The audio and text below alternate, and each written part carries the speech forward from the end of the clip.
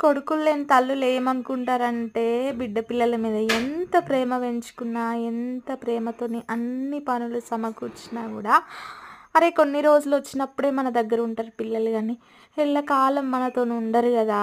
మనం ఒంటరిగానే మిగిలిపోతాం గదా! అని అనుకుంటారు. కానీ వాళ్ళు ఎంత ప్రేమ పంచిర్రో, అంతకంటే మళ్ళా డబల్ ప్రేమైతే వాళ్ళకి దొరుకుతది.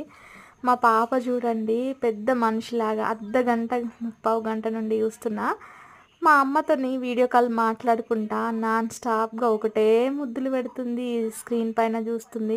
అమ్మమ్మని ముట్టుకుంటుంది. అర్ధగంట నుండి ఏదో లవర్స్‌తోని ఈ జనరేషన్ అమ్మాయిలు మాట్లాడినట్టు మాట్లాడుతూనే ఉంది మా పాప. ఎంత మంచిగా అనిపించిందో నా మనసుకైతే. మా అమ్మ గూడా అనుకుంటది నాకేమన్నా కొడుకులున్నారా? మీ పిల్లలు నాతోటి ఉంటారా అని. కానీ జూషినప్పుడు కొడుకు పిల్లలు అందరూ ఇయాల రేపు హాస్టల్ల పొల్లనే ఉండిపోతుర్రు చిన్న పిల్లలందరూ. అట్లా స్వచ్ఛమైన ప్రేమ దొరకాలంటే గూడా అది అమ్మమ్మలకే సాధ్యమైతది.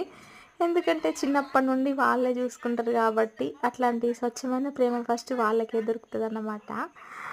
సో, ఎంత ముద్దుగా అనిపిచ్చిందో మా పాపకి మా అమ్మ అంటే మస్తు ఇష్టము. మా అమ్మ ఎంత ప్రాణం పెట్టుకుందో అంత ఇష్టంగా మా జిన్సమ్మ మా అమ్మ కోసం ఎదురు చూస్తది.